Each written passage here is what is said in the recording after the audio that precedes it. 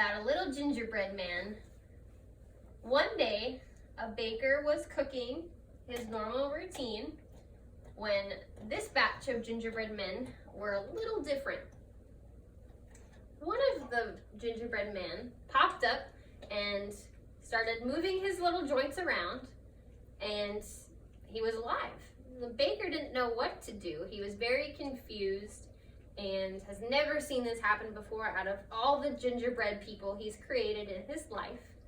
And the gingerbread man didn't really want to be kept in this little bakery that the man owned because he didn't want to be eaten. So the gingerbread man took his little journey and decided to wander through the town and explore this new thing called life. Well, he was wandering through town and a neighbor caught him, and she realized that he was a gingerbread man. She shouted to him, "Hey you! You stop there! Let me eat you!" And the gingerbread man said, "No way!" and kept on wandering.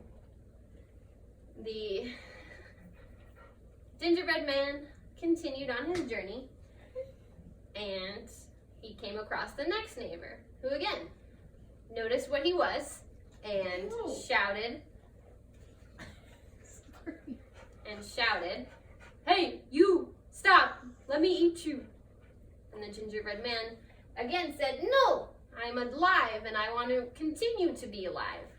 So he continued to wander, and this happened about 2 more times that people wanted to eat him until he finally started running.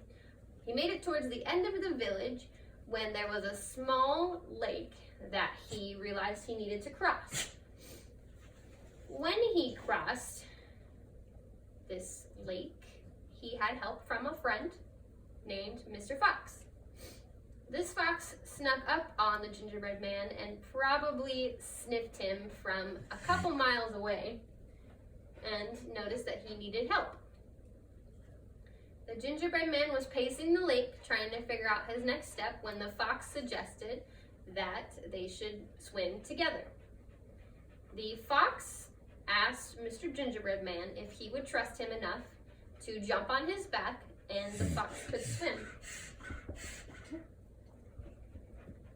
The gingerbread man agreed, since he was the only person that did not ask to eat him as he wandered by. So the fox took this as a sign that they were meant to be friends.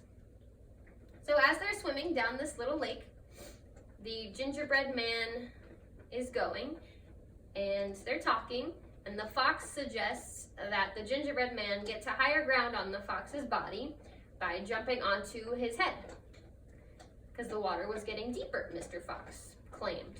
So, without question, the gingerbread man jumped onto the fox's head and they continued to swim.